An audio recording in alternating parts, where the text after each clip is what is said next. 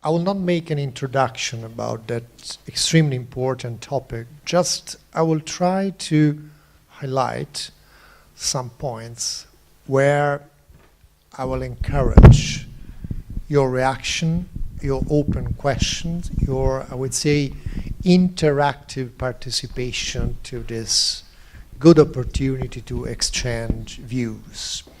As Mark suggested, I think we should start from what I'm reading now, a quite interesting article that you have here. We are not a lost generation. I just finished an interview saying that the real risk we are facing is to lose a generation.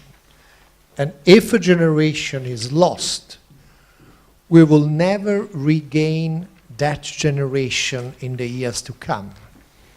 It would be an irreversible process, damaging Europe for the present and for the future.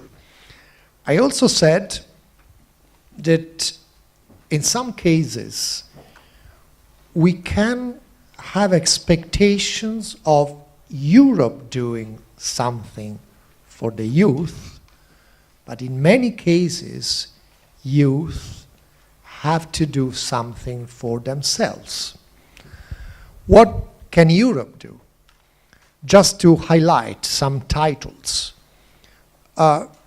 First of all, having a vision, launching not a short-term, but a mid-long-term strategy to encourage inclusion of youth into the society, to the labor market, cultural opportunities, freedom of circulation.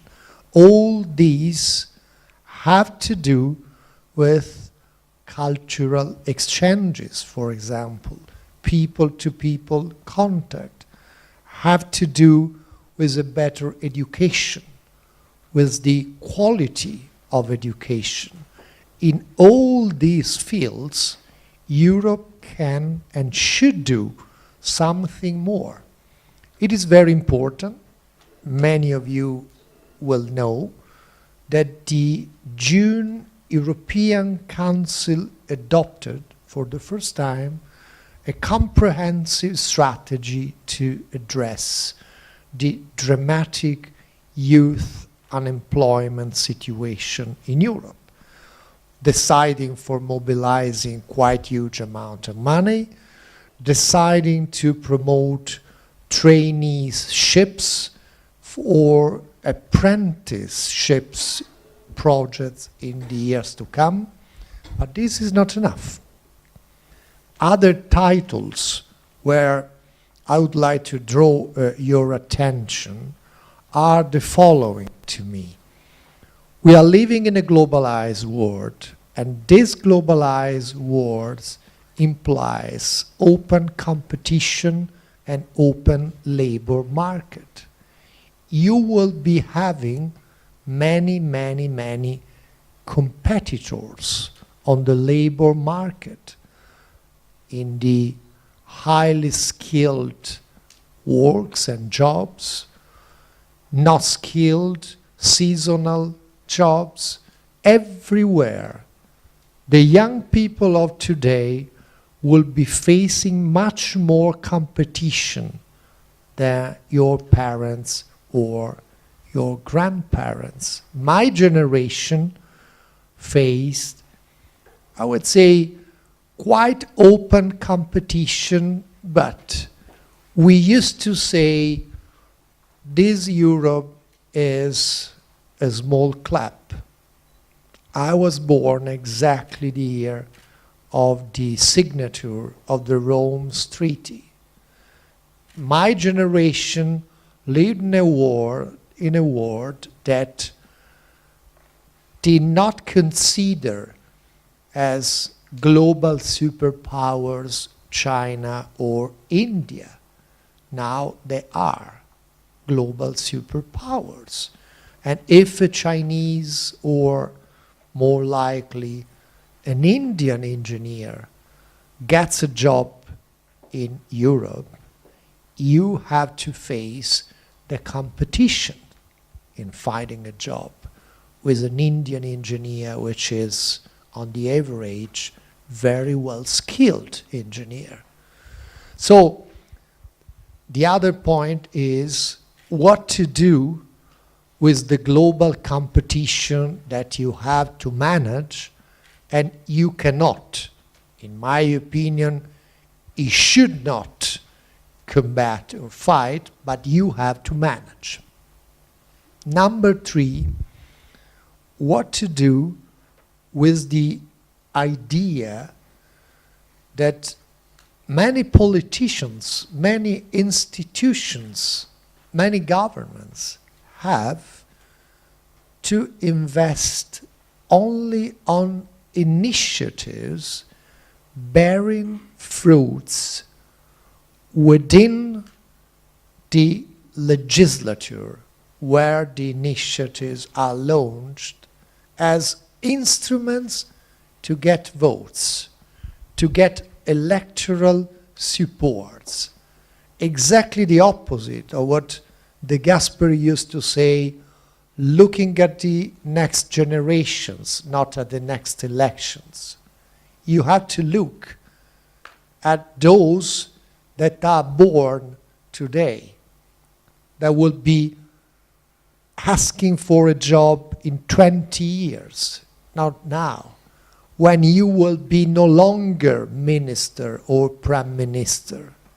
This is the long-term strategy that unfortunately is not there in many, many cases. So, what to do with the idea, for example, that investing in education is something nice, but nobody knows today the results.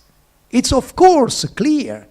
If you invest today in the quality of research and innovation, results will be perceived, will be seen in 10 years, not today.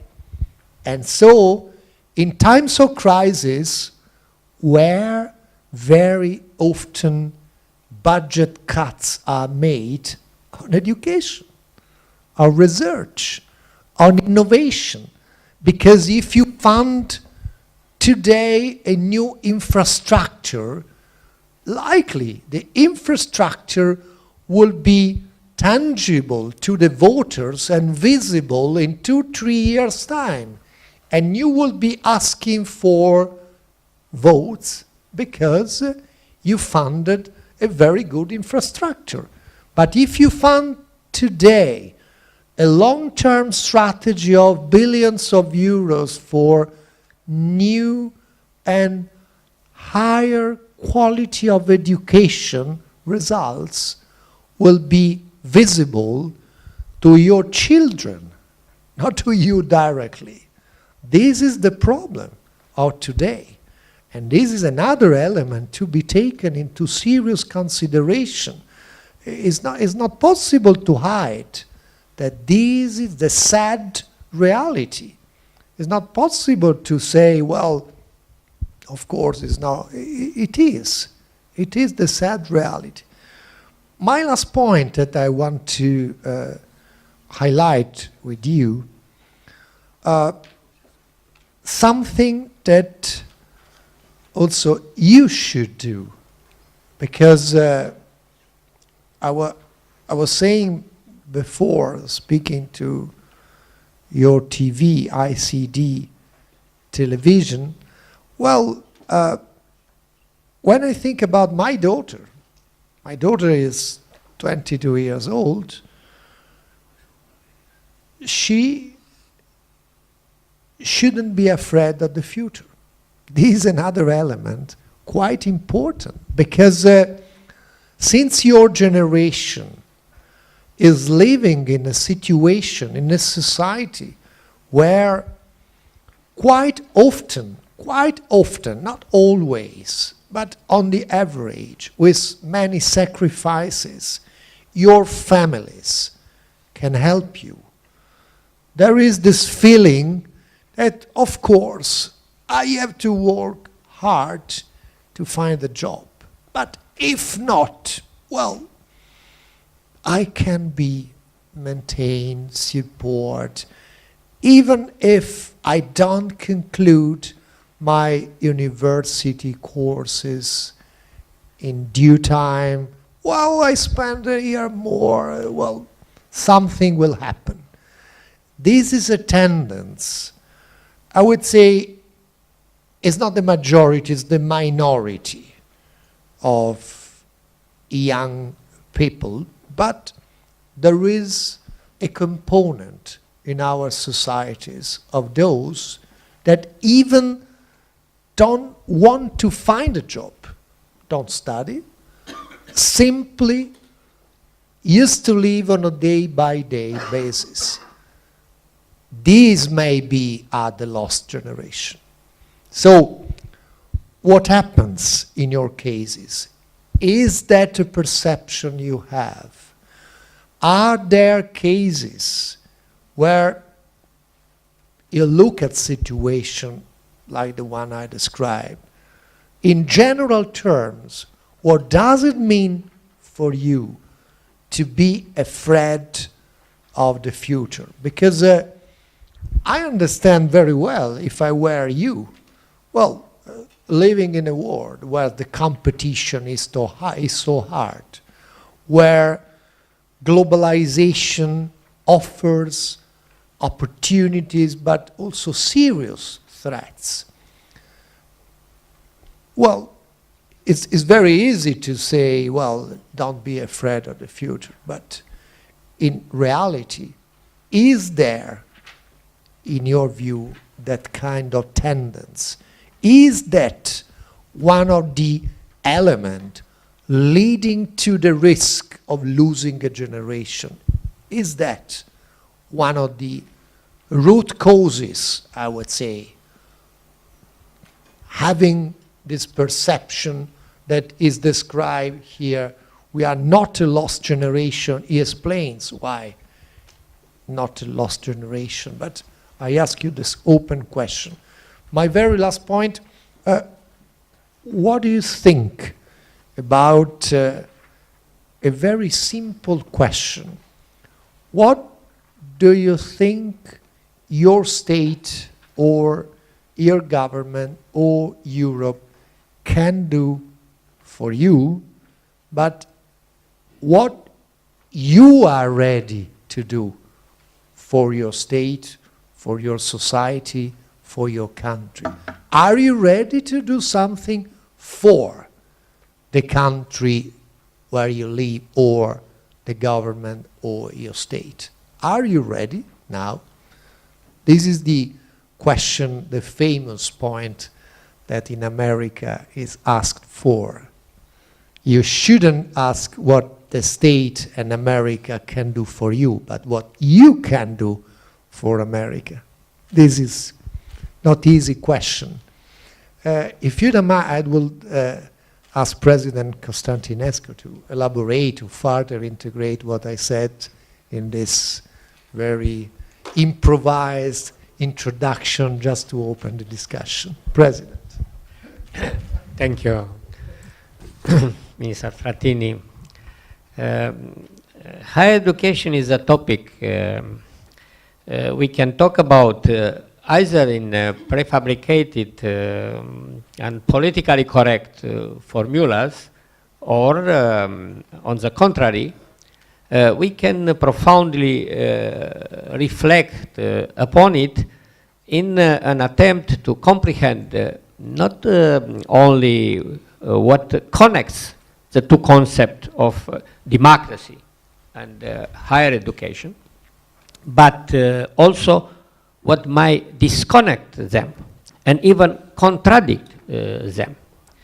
What do we, a democratic university professor and staff, need to do if we wish these two concepts to enhance each other? I believe that we should start by elaborating a few theses. which we can then debate further. I have chosen, after experience of 50 years in higher education, half a century I worked in university, the following three theses for my reflection to share with you today. The first refers to upstream education related to the academic stage.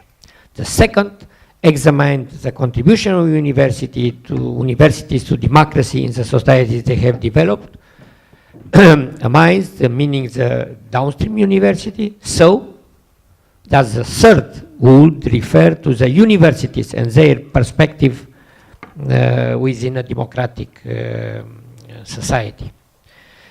I and some of my generation remember how a few decades ago Pink Floyd had an explosive success with their otherwise great song entitled "We Don't Need No Education."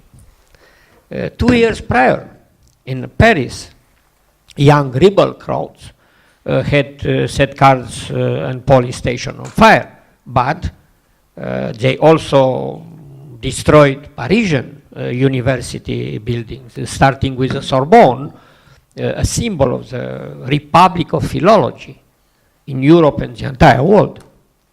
Back in 1968, students on American campuses and the great European universities were shouting as democratical as possible, "Il est interdit d'interdire," in protest the Vietnam War. In consequences, democratic society generate policies that brought about a transformation of the educational system unheard of until now, together with the anarchical protest against the system. But why should this be so? We can understand that any educational process is also a process of taming, that which Plato called more than 2,000 years ago the willed part of the human being. It is absolutely natural to face a certain resistance from beneficiaries. We can understand that the European youth aspire to have all the advantage of a competitive world, but do not take responsibility for its uncertainties. It may be possible that hostility against the academia, as perceived retrospectively, it also arises from the assertion that the educational system is disconnected from the realities of contemporary society. I do not refer here to the often called upon adjustment to the labor market requirements. Numerous experiences and experiments have proven that the maximum adaptation to these exigencies is not absorbed by the young beneficiaries of an early specialized education, even through the computer information of the other modern disciplines, but on the contrary, by those who have passed through a formation intelligently centered on the traditional fundament of science and culture, and who thus gain a flexibility that allows them to further choose the highest fields within the professional hunting field.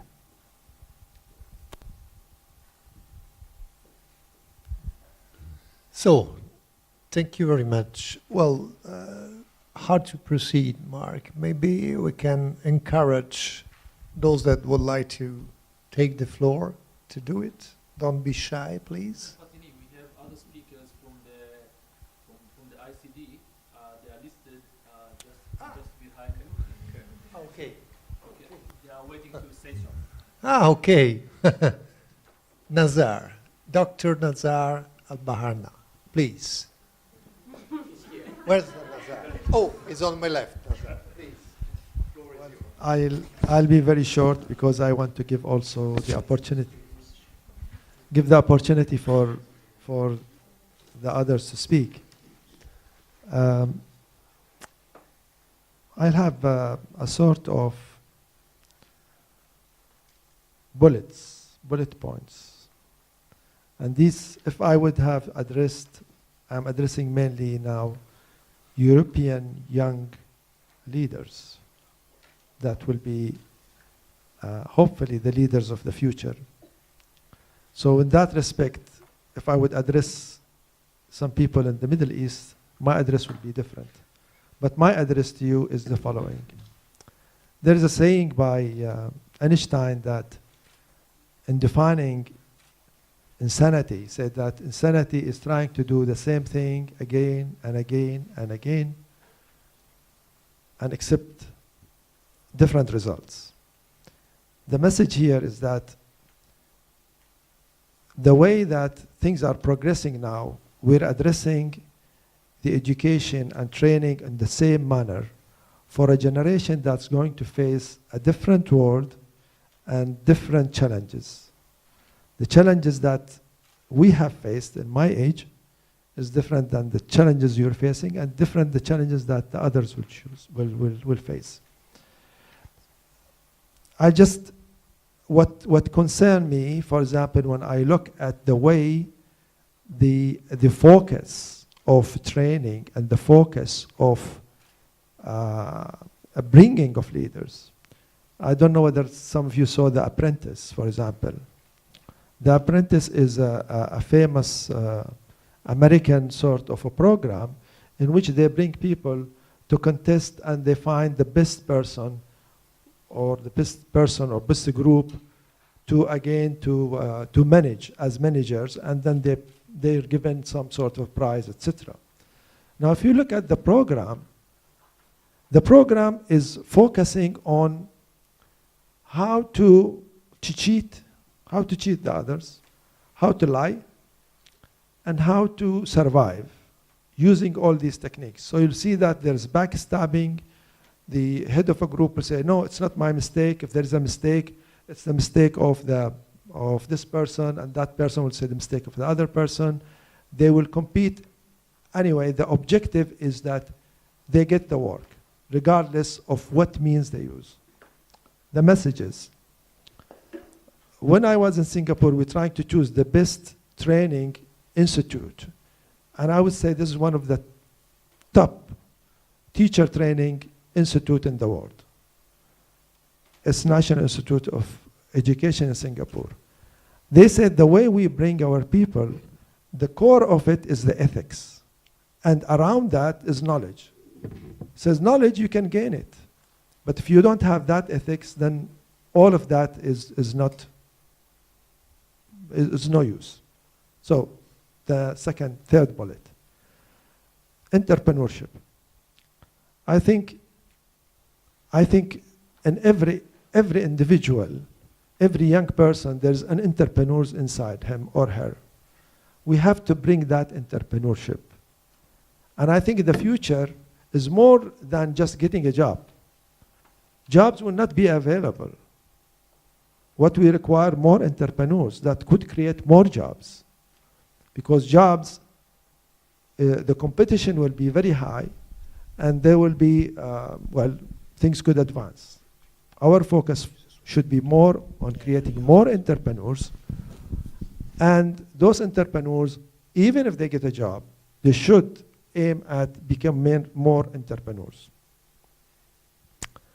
The last bullet. I think, one bullet or two, anyhow. One bullet. What we should also focus, that every person, there are two bullets, one, should be a good salesperson. Sales in a sense, sales that means to be able to present himself or herself. A lot of, regardless of the program, etc., that this person, as a young person, should go. He should be a good salesperson. The last one is leadership. Leadership is not just, is not management. There's a big difference between leadership and management. Management is the skills which you learn and you have to practice. So you study. leadership is more than that. Leadership is more toward the character than toward the, your training. Every single person should be a leader. And leadership, what does true leadership, is this has a lot of things. First of all, it's the ability to accept the situation, the worst situation, and be able to cope with that situation, to work with your colleagues, and to be able, if you supervise somebody, if he or she makes a mistake, you take the blame for the mistake. And if he or she does something good, you give that good for the person, not for yourself. It is being able to work under pressure, etc. So these characteristics, unfortunately, are not taught in schools. And I think, if I want just to add something to what my two colleagues just presented, I would add these bullets, and I'll stop there. Thank you. Thank you. Thank you very much. President, please. A short comment, because it's an excellent distinction between manager and leader. It's a stake now, because now in Europe and throughout the world, in the United States also, is a lack of leaders, real leaders. We have maybe good manager, including maybe Angela Merkel is one of the best manager, political manager. What is the difference, in my opinion, in proved in my life? A good manager is able to assure the best functioning of the system. The leader is able to change the system. They have a vision for a new system. This is a problem now of Europe and throughout the world. We talk about knowledge society, but knowledge society becoming a word used by bureaucracy of European Union. Knowledge society don't exist really. Maybe in Scandinavian country, a few, because knowledge society is based on creativity. What happened after this financial crisis? We don't have a vision. We don't have a new paradigm for 21st century. We continue to work in the same system, maybe assured system functioning. But what is different of the leader? I hope between you exist new real leaders. A leader must accept a price to pay. Because in all new vision, changing the system, firstly, must to pay, society pay a social price. And after, it's possible to have good results of the new system. This happened after the fall of communist system in Central, Southeastern Europe, with the great leaders, like the family of Havel, Goetz, and others, was the same great leaders like Margaret Thatcher, Helmut Kohl, in Italy, former Gasperi, until Andreotti maybe. But now is a lack of vision, and also this accepting this responsibility to pay political price, or maybe financial price in economic system. Is a dramas of true leaders. Thank you very much, President. And Mark, since Institute for Cultural Diplomacy brings together in many cases, and today, for example, many young leaders, what is your opinion on that? Mm-hmm. Well, instead of giving my opinion, I'd love to get the opinion of our younger colleagues. So I know that some of them have actually prepared various comments. Maybe Anastasia, would you like to go first? You're listed here. Anastasia, we're here. Excellent. We need the wireless microphone. Could you hand me the wireless, and we'll just bring that over. And then we can maybe go in order as the presentation, but please. The list of young speakers. Thank you for your opinions and your comments on this very complex subject. Personally, I'm a firm believer in the education, and yeah, sure. I'm sorry. My name is Anastasia. I'm coming from Ukraine, but right now I'm taking MA in Warsaw, Poland, and that was why this good occasion allowed me to be here, which I'm very grateful for Erasmus and so on and so on. Well, I wanted to make a point about the education. I think like 2 years ago, I got inspired to go. Well, this thought arose into my mind to go into politics and try to do something. In Ukrainian case, it is pretty complex, and I think other countries are not exception, because to go into politics, it's not a secret. You have to have some connections. And young leaders that have good education and have this ambition to change something, this is the obstacle. You cannot really go and like ask somebody, may I help you? And well, what I was saying, I really want to go and try to improve the educational system. You were talking about higher education, but in my opinion, which is I think more important, this is a secondary and high school, because that is a crucial period when your personality is formating. And I think the main aim of education is not to build some, to give you the knowledge, just to give you this third for knowledge, for education all your life. Because to be a competitive in Europe especially, you have to always keep on track and be on this line to educate yourself. And you were talking also about the lost generation. I think that the main problem in regardless education, that even though that we have some percentage of young people that don't want to be educated, don't want to find a job, so what? This is like some percentage, but we have a majority of people who wants to do something, and this problem on unemployment is just again another obstacle. And I faced it myself just now, because this is the period when I have to find a job, and to do that you have to pass like 2, 3, 4 internships, and more like it is really hard to find the paid internship. You can get only one scholarship to get an internship. Other, if you have to ask your parents to support you. And some of people, for some families, it is either pretty hard or impossible.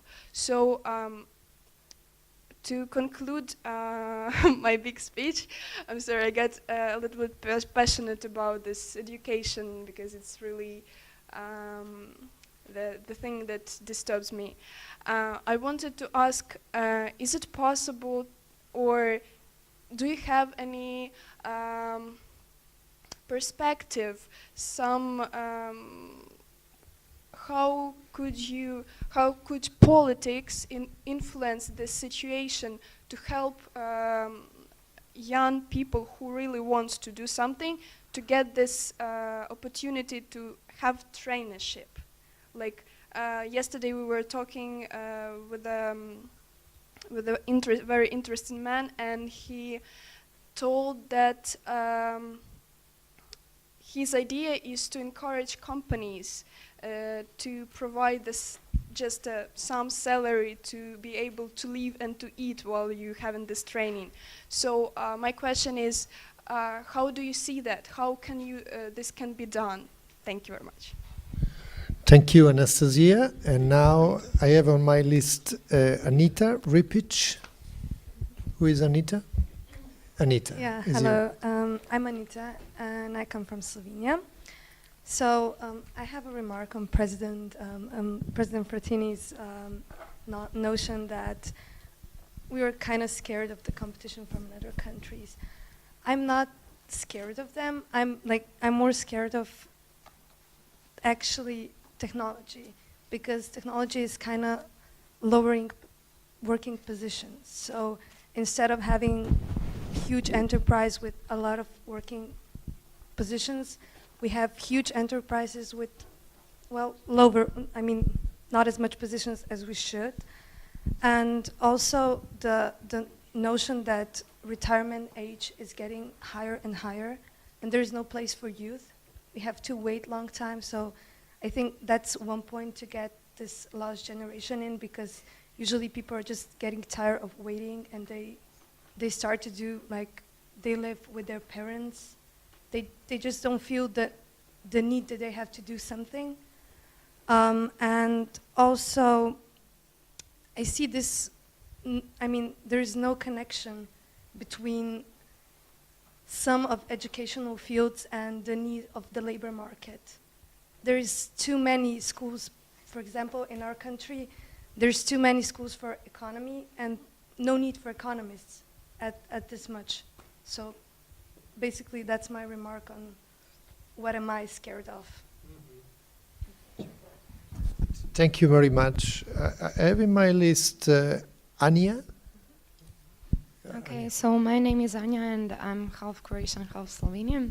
So I will have this opportunity actually to start with our initiative, because I think it's really connected with these questions we was having here.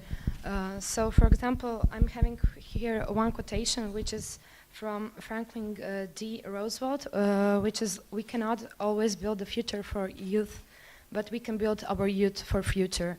I think this is where ICD started, considering youth as a main tool, how to straight all the powers, how to deliver some new ideas, some new enthusiasm to the real world, how to use them to actually really do something. After this, in order to make something new, they established OID, Organization for Youth Education and Development, where they're using culture as a mechanism which can improve, which can help youth to increase their chances in the real world. As we started with this, during our internship, we named our initiative Bridging the Gap Between Graduates and Employers, as a fact that it's not just one-way street. Will help also in one way new entrance graduates who will have a chance to get a job. They were studying for it. They will have opportunity to have really something they needed. And in another hand, we are having organizations which will have opportunity really to have like some new peoples, some new minds, some new ideas to improve themselves, to have better company in the end. So I think that's it from my side, and I will lead my word to my colleague. Thank you. Thank you very much. Hanna? My name is Hanna. I'm coming from Slovakia. I'm currently studying in Prague at Metropolitan University, European Studies. I would maybe rather proceed to our project and to introduce it more to you. At first, to address the youth problems in current state of affairs, we should identify all the problems which are current youth facing nowadays. As was already said, there is a lot of problems, a lot of issues going on. From my side, I would maybe also point out lack of communication between the government and the youth, the students especially. Maybe also the lack of coordination between young, fresh and innovative minds and future employees and companies as an employers. And maybe also less united youth as such. Our project, our OID initiative, bringing bridging the gap between graduates and employers, is a project that offers the youth possibilities to avoid unemployment and upon graduation, and which seeks to ease the difficulties of finding a suitable job and thus stimulate further professional development. As a tool of implementation, the OID proposed the creation of a central database named EQ Youth, European Qualified Youth. And through this central database, which will be connected with Ministries of Labor and Education in each of EU member states, access to reliable, verified employers will be facilitated this way. EQ Youth would target entry-level graduates and the EU and would offer all open vacancies posted by the participating firm and organization previously verified by the relevant ministry of the EU member state. To make application procedures more quick and transparent, there will be a standardized online form as an initial filter, which would select the candidates for future steps. At the same time, there would be a board of,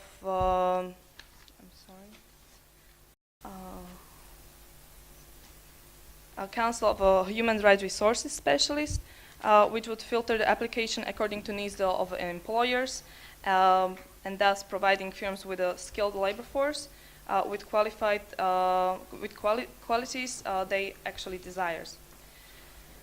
With the intention of presenting our project, we would also like to tackle the two issues, which is discrimination and the language. The database is a statistical system that will provide the same information regardless of nationality, gender, ethnicity, age, marital status, disabilities, or sexual orientation. Moreover, companies wouldn't be able to see the full name of the applicants, which will eliminate these possibilities to discriminate on the basis of gender. Which means that if a person named Lauren Smith, for example, would be abbreviated as an L. Smith. And now I would maybe pass the word back to Anita, who will conclude this project. Okay, we were basically thinking of this project in order to connect employers with the youth, especially qualified youth, because now in Europe we have a term overeducated, and certain companies, they don't want master or PhD graduates because they feel they have to pay them more. So basically we're trying to connect and to create one portal, one page, one system that is clear of all discriminative parts. And also we're trying to establish one language, because let's face it, everybody who did Erasmus or studied, we speak English. So why, I mean, in not discriminate way to any other language in European Union, but we think English should be lingua franca. So there will be no misunderstanding in communication, and we can all function like in order we want. So thank you. Thank you very much. I have Valentina on my list. Well, first of all, it's an honor to be sharing the floor with you, and I'm going to present another part. Oh yes, my name is Valentina. I'm from Mexico. So I have a lot of opinions concerning education. I would agree a lot with Anastasia concerning education should start since, I mean, a good education should be since the very beginning. and as well on higher education. I really believe in higher education and there's youth participation. As you can see, we distributed a couple of articles. My article is actually related to the conditions, to improving the conditions for education in countries. Well, I gave the example of Mexico, which is, it's funny because Mexico is the country of the OCDE, who has the largest the largest percentage of budget dedicated to education within the countries. And however, it is one of the lowest in standards in the OCDE. And so in the article, I raise a lot of questions about what is needed to be done and what is actually the problem. Is if Mexico allocates a lot of financial resources to education, then it's not a problem of finances. It's a problem of allocating it to the appropriate sectors. In the particular case of Mexico, there's a very strong union of teachers. There's a very strong teachers union, and most of the public educators are part of this union. So this union controls a lot of the standards in education and controls a lot of the financial resources. So in part, we understand where these resources go to. And there's a lot of teacher absenteeism, meaning that a lot of teachers don't go to class, and a lot of teachers, once they have their tenure, they are sort of allowed to not go to classes. And so a lot of teachers don't go to classes or put substitute teachers, which are not necessarily qualified to give class. And so there are a lot of conditions in the state of education in Mexico that aren't yet monitored properly. There's no assessment of teachers. There is no assessment of the financial resources that are being allocated. And so we Mexicans, we do poorly because we have the resources, but they're not very well allocated into the appropriate infrastructure and all of this. So, of course, I agree that education and the economic development of countries are very intricately related. And I agree that there should be higher standards and a higher monitoring of these standards in education to improve the conditions for these people, because youth is having a young workforce is such a powerful thing for a country. And in a country such as Mexico, where 70% of the people are younger than 25, it's a huge potential economic force. In terms of the lost generation, maybe what I'm questioning myself is maybe there's a lost generation because of maybe the conditions aren't appropriate. Maybe the initial education wasn't well in the beginning. Maybe they didn't have the education that motivate them to continue. Maybe they don't see any better possibilities after getting education. Maybe they have the opportunity to go to university, but maybe they don't see it improving in their living standards. Maybe they don't see themselves getting well positioned in a job. So there are many maybes in this lost generation. But what I firmly believe in is that there's a need of us as young people to become aware of the situation, to become aware of the fact that we are very powerful and we are very full of energy. We need to become aware of this. And also, the second need is we need to participate. We need to become active in our future. We need to start molding, start getting informed, and start getting entrepreneurial, as you mentioned. I believe, in fact, entrepreneurial skills is not only for people who want to build a business. I think it's for people, for everybody who wants to improve in their life standards. So yes, and yes, personally, I think that Mexico has a lot of things to offer me, even if the country is not doing particularly well, and even if opportunities for youth aren't that broad. But yes, I believe that having these entrepreneurial skills that you mentioned are important. Thank you very much, Valentina. Vladislav, who is, please.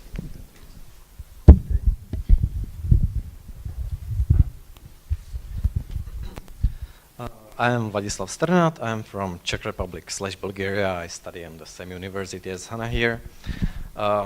With Valentina, we prepared 2 articles which you can read. My article is about are we the lost generation? I chose this article because European Union proposed this year big fight against unemployment, which is really high. For instance, in Italy, it's reaching almost 40%. In Spain, it's 50%. In Greece, it's 62%. And there are a few programs which are proposed for this year. Another support for the existing already programs, like Erasmus Plus and other programs. Also, European Union is preparing financial help January next year. I think it was 8 billion euros now. Actually today, I have a degree. If I want a job, I need experience. If I want experience, I need a job. So it's really difficult for me and for other young people to join labor market because there is no need for me to join because there will be another politician, another economist. Schools in my country, they are producing every year huge numbers of economists, politologists, and those degrees, and nobody needs them. No one gonna employ them. And I think these days people are already considering, are we the lost generation or we are not? Because even if I study, I cannot succeed in my life. Why should I study if I cannot succeed in my life? Short comment. Thank you very much. Thank you very much. Please. Yeah, sure. Yeah, I think your words have touched me actually, what you say. You feel that, what you're saying. But I think you should not think like that, because first of all, you have to believe in yourself, regardless of everything. And this is the most important thing that every person has. Every person has to believe in himself or herself, first of all. And you never know when things comes to you. But at the same time, you have to help yourself. You have to believe in yourself, but you have to help yourself. Helping yourself, that means, that's what I meant by entrepreneurship and salesmanship. You have to present yourself. You have to learn how to present yourself. And also you have to have the capability to become entrepreneur. Because sometimes you will not get a job. But there are small ideas. There are thousands of people started with small ideas and they've succeeded.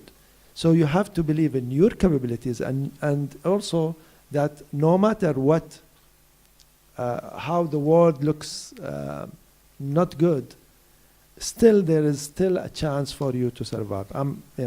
I could not hold myself but to comment on that. Thank you very much. Well, many issues have been raised. I think it's now time for having your short reactions about that. Please. Okay, and then I'd ask, as always, if you could briefly introduce yourself. Where are you from? Try to keep the comments concise, and then we can really allow a diversity of different voices. So if possible, try to keep as concise as possible. Thanks.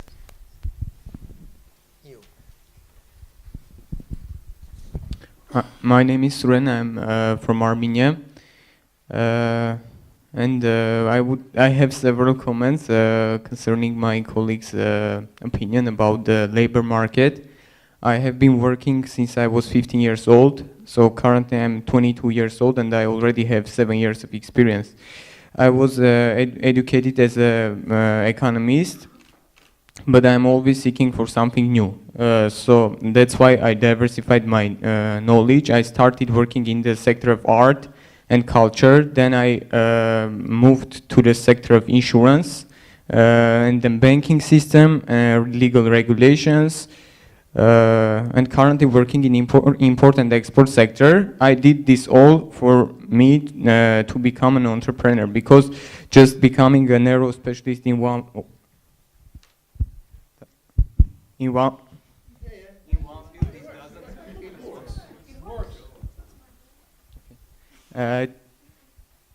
one field, it doesn't guarantee you that you will become a, I don't know, good employee, because the labor market, as you all already mentioned, it's so highly competitive. And in order to be able to compete in this high competition, you need to diversify your knowledge. For example, the employer is not seeking only for the economist, he is seeking for the person who understands the law, economic regulations, I don't know, banking system, how it all works. Because being an economist is, nowadays it's not enough to find a good job, unless you don't want to stuck on one position and just be an economist. And in addition, I would like to say, just it was up to me to search for the sources to diversify my knowledge. And currently I signed up for classes in Stanford and Harvard for free. There are many opportunities for free classes also there, and I know thousands of sources where you can just sign up for free, and they are also guarantee you some reference letter or, I don't know, so sort of certificate. So it's up to you. You need to search the web. You need to be creative, innovative, and initiation should come from your side. You shouldn't sit at home and in the four walls and say, oh, I'm bad, I cannot learn, the world is closed, there is crisis outside. Hey, there's crisis, you can do your best to overcome this crisis. And I'm planning to study in Harvard for international law, or in Cambridge, LLM, on the way to figure it out. And then I will definitely come back to my country, Armenia, and open my own business in IT sphere to help young people to succeed. And I will definitely start hiring from youth rather than from... Okay, very good perspective. Well, floor is open, please. Please. Hello, my name is Sergei Ponomarev. I'm from Russia. I work in the Institute for Biomedical Problems, and the main aim for our institute is to work with the space medicine. So we provide research in space medicine. So first of all, I'd like to begin with a small paradox. The more we study, the more we know. The more we know, the more we forget. The more we forget, the less we know. So why to study? But actually I want to talk about the problems that we face in Russia, for example. I am a scientist. I'd like to talk about some problems that we have in our branch. So what we are afraid of, the young people. So first of all, we are afraid of the reduction of the financial source. So I can say that not only in Russia, but also in Europe, in Germany, for example, in Italy, or even in United States, young scientists are afraid that due to the world financial crisis, so the financial can be reduced, and so they will lose their job. So that's we are most of afraid of. And then I can say that we do face the same problem as in Europe. We have a lot of young people, but all good places for a job are now occupied. And so they are not able to employ to the good companies. And so one of the solutions that is provided by our government recently, our Prime Minister Dmitry Medvedev offered to the biggest companies in Russia to create their own institutes, or in fact maybe some faculties in the universities, to make some employees good workers for the companies. So In this case, the young men who are just graduated from university will not be, I can say, re-educated while getting on the job, because if you are, for example, a lawyer, or if you're an economist, or maybe you're an engineer, and you graduate from university, you have no experience, and when you come to work, you have to get a lot of experience to be a good specialist. And if the company will open such universities, such faculties, so people will be taught, and they will be good experienced after graduating. So that is one of the solutions. And I would like to make a conclusion that of course, we live in a very difficult time, but in the same time, due to a very high level of competition, so young specialists should be very, very good educated and skilled. And this thing will bring, I think, very good results to the country, to the state, because on the best jobs will be working the best educated, the best skilled people. Thank you. Thank you very much.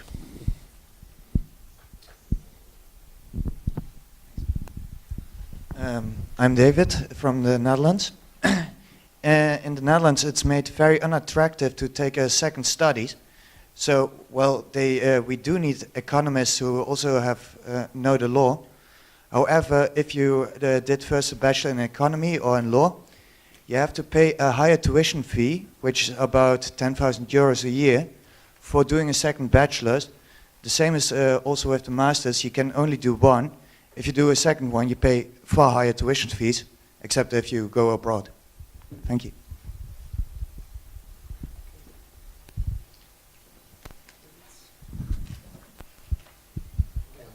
You pay high tuitions, but you can get a loan if you are a motivated person and you have a vision and you want to get something in your life. You need to move. You need to be the change you want to see in the world. That's it.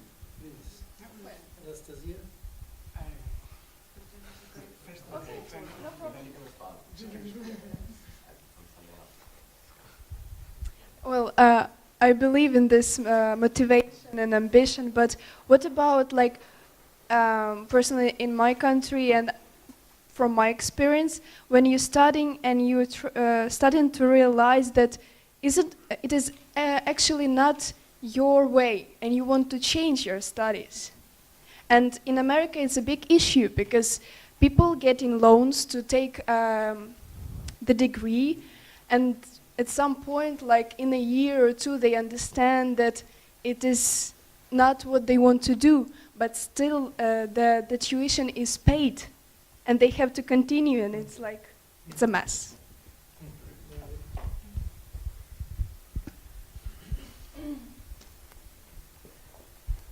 Hello, so my name is John and I'm an American student. I study at Haverford College and I'm spending the semester here in Berlin. I'm studying at the IES Metropolitan Studies program. So it's a chance to specifically talk about those issues with loans, and it's very different in the United States. All of us have talked about supporting higher education, and especially university and acquiring the knowledge that we need to succeed in a very competitive market. At the same time, in the US, a number of factors are combining to make it so that whether or not to go to school is a very difficult decision from a rational economic standpoint, even if you are highly motivated, because the amount of debt that you are often asked to take on to pursue studies, and in a marketplace where everyone has a college degree, your college degree does not confer any advantage upon you. So it's a paradox where you need to have a college degree to have any chance, and yet the investment that you're making in order to get the college degree does not actually guarantee you any sort of return. But I want to bring it back briefly to the heading here, which is the importance of investing to strengthen cross-continental cooperation, which is one of the reasons that's why I'm here. Because I chose to, well, my parents and I chose to make the investment that university and higher education is a worthwhile experience, I'm afforded the opportunity to be here for a semester and to spend time, in Berlin and contribute and hear from all of these amazing minds. So that's my 2 cents that I can contribute. Thank you. Thank you. Thank you very much. I just wanted to invite also maybe Asia or Africa, if there are any perspectives as well. Just we've had a lot of Europe. Yeah, please. Please. Hi, my name is Mia. I am a Franco South African, and I'm going to say a little something about South Africa specifically. First of all, I'd like to say that I think all of us here have been really rather fortunate to have been able to get access to higher education. And I think we spent quite a bit of time talking about how to deal with, how to proceed from there on. I think, though, I would like to go back to what Valentina said about the importance of education at the base from a very young age. I beg your pardon, I think my voice is kind of shaky. What I would like to say, just from a South African point of view, is that it's very important that people are educated from when they're very little, because that sort of education then affects how people vote.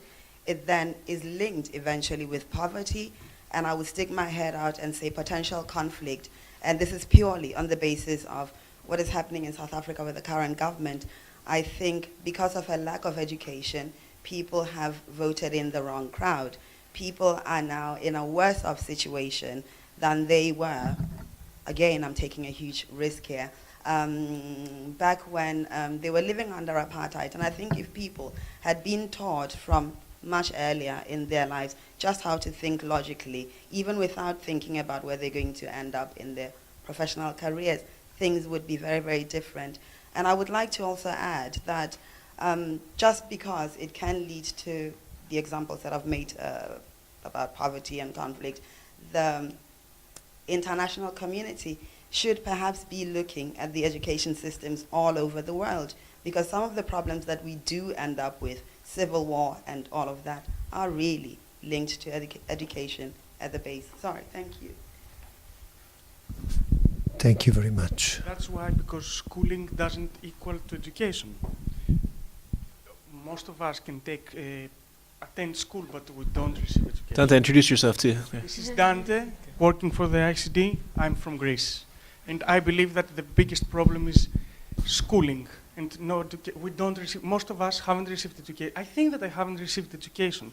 I received schooling. I educated myself. My family educated myself. The Greek state didn't educate me.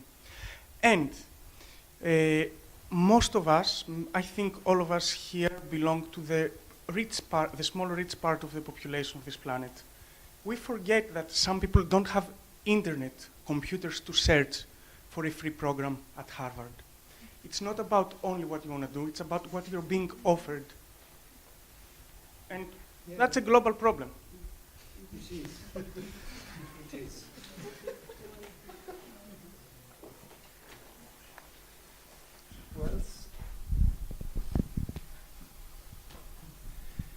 At some point, we had also wanted to have the young diplomacy presentation. Would now be a good time for that, maybe as well, or in terms of one possible response?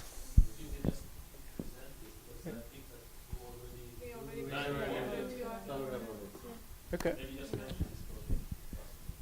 All right, would you like to, or Valentina? I know there was an initial presentation. Just what is the Young Diplomacy Project in terms of the contribution you'd like to give to the OIED?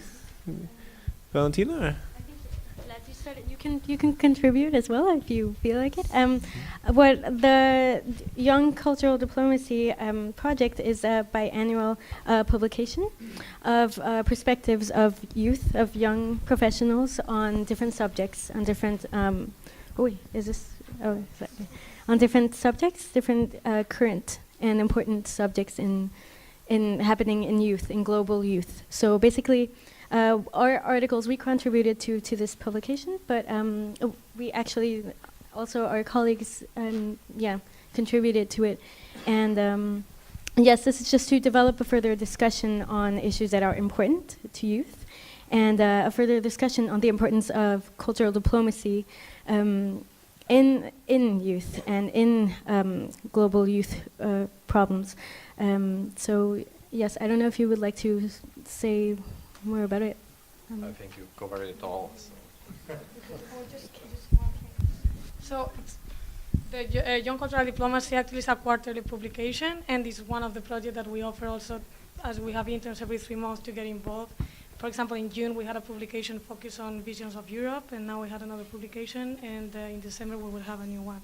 So just 4 times a year. And the idea is to make and you this... can get it online, download it from there. And the idea is to make this an integral part of the Organization for Youth Education and Development, really written by the youth, also for the youth, to really make sure that input is always there. So no, we're really grateful for the contributions that you've made, and we hope that this tradition will continue for a very long time as really an integral part also of the strategy of the Organization for Youth Education and Development. And we'll make this publication available to everyone as well, electronically.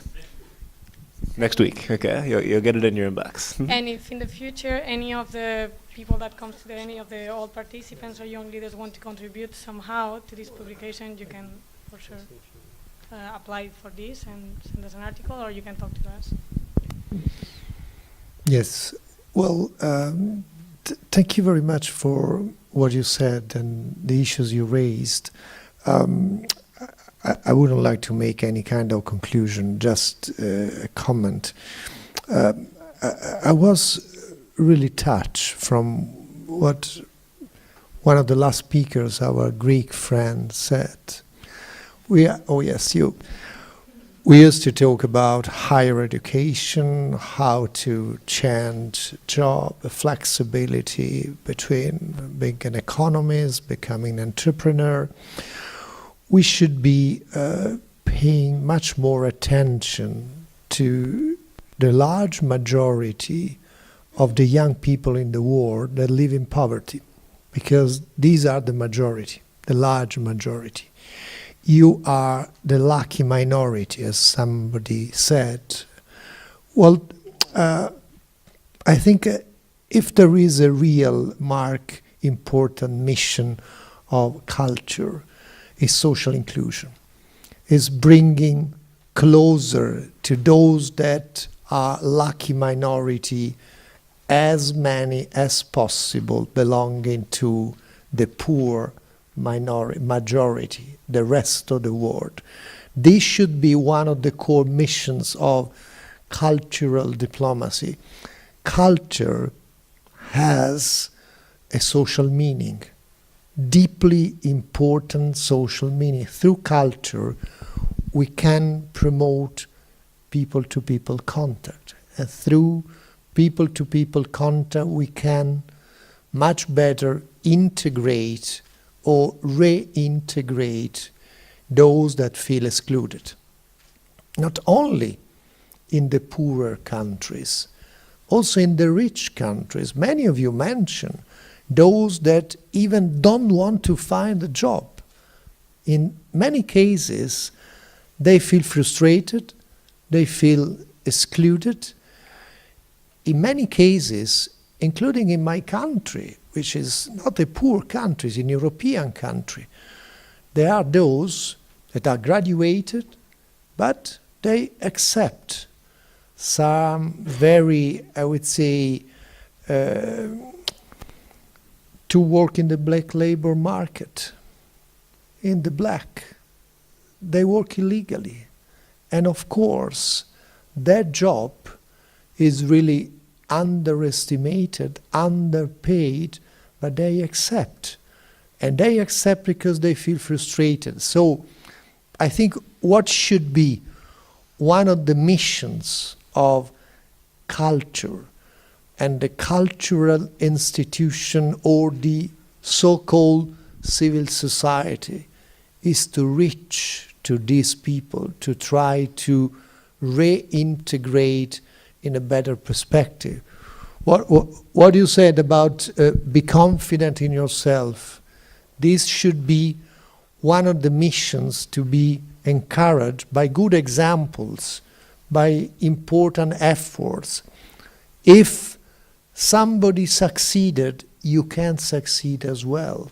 So this, frankly speaking, I was following quite closely the very first phase of the Arab uprisings at the beginning of 2011.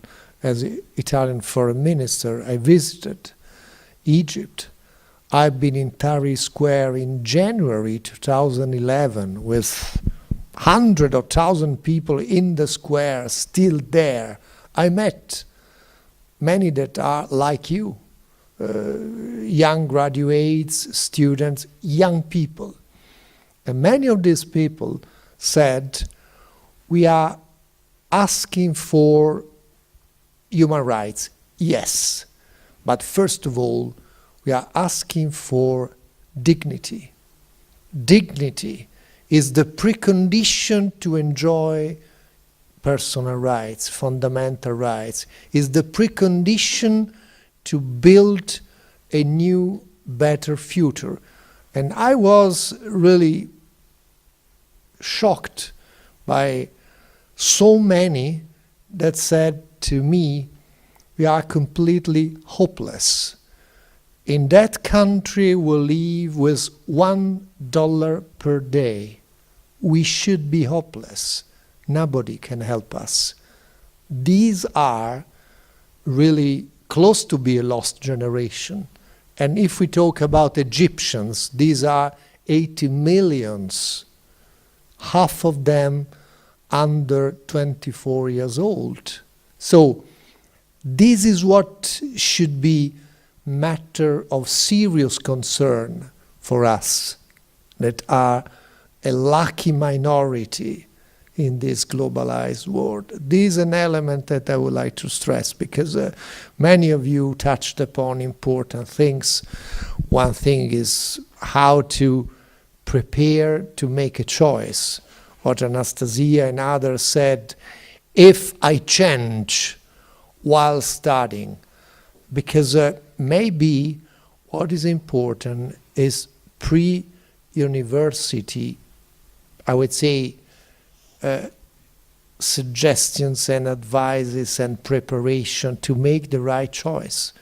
Because it is true, it can happen, but we have to limit the possibility that happens, because changing in the situation where you are a student at the second year of university given course and you decide that you made a wrong choice and you have to change, you lost 1-2 years. This is an element to be taken into consideration. What is necessary to prepare in the best possible way your choice before you start your university courses. This is another element to be taken into consideration that many of you raised.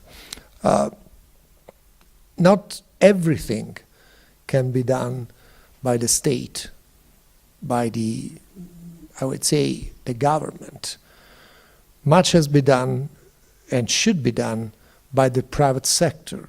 Some of you mentioned the good experience of maybe our Russian friend, of private companies that are, I would say, encouraged, if not urged, if not obliged by law, to create training opportunities. This is possible. This is necessary. And this is why, for example, I think that institutions can encourage through using tax incentives to encourage private sector to do more. Because if you reduce taxations by guaranteeing 3-4 year free taxes training courses for those that promote training in the companies that can guarantee to a certain number of young graduates, and they don't pay taxes because of these, as I would say, having something in return. For private companies, this would become an investment, not spending money, but investing in you, young graduates. And these would revert for a given state into, I would say, an incentive to increase GDP production and so tax income. There will be not something the state loses at the end of the day in terms of tax income, because there would be a virtuous circle. How much it costs to the society and finally to the state having a generation of young people that are unemployed. They are a burden for their families. They have to pay. They don't produce. They are at the margins of the society. It's much more expensive than promoting a virtuous circle through using the tax leverage to guarantee incentives. This is much more, I would say, important than simply assisting, giving a minimum salaries to those that are unemployed. This is a system, this is an alternative. I do prefer encouraging private sector to be protagonist on investing in younger generation rather than the state paying a salary at the end of the month, a mini salary to guarantee, because this is not, to me, as a liberal by background and mind, is not the right way.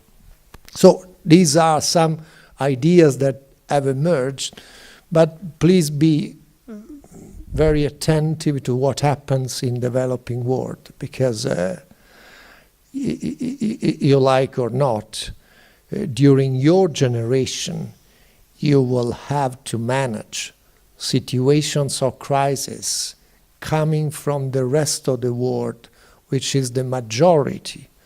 In the rest of the world, there are immense generations of young people that are frustrated, that feel excluded, that feel unrepresented or underrepresented.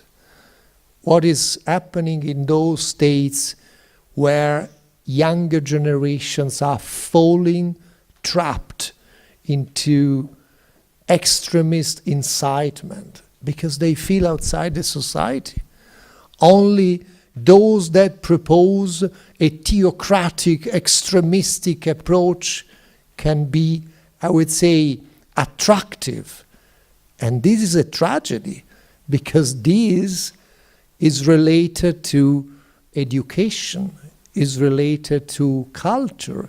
If there is a culture of intolerance, you will be completely unable to do something to reverse that situation, because when one young student like you are, young graduate like you are, is trapped into the vicious circle of those that propose the solution that only through killing other peoples you can be satisfied about your life.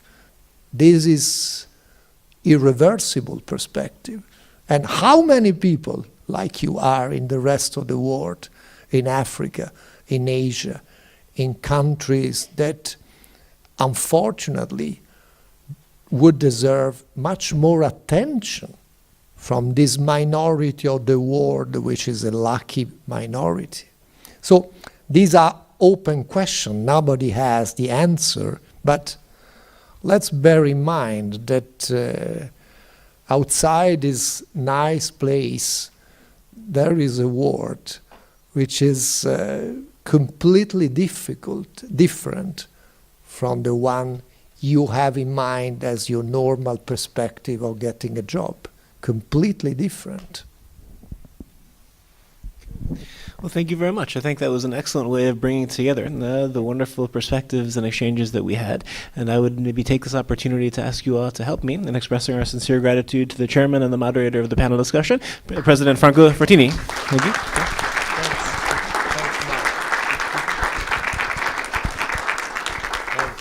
That was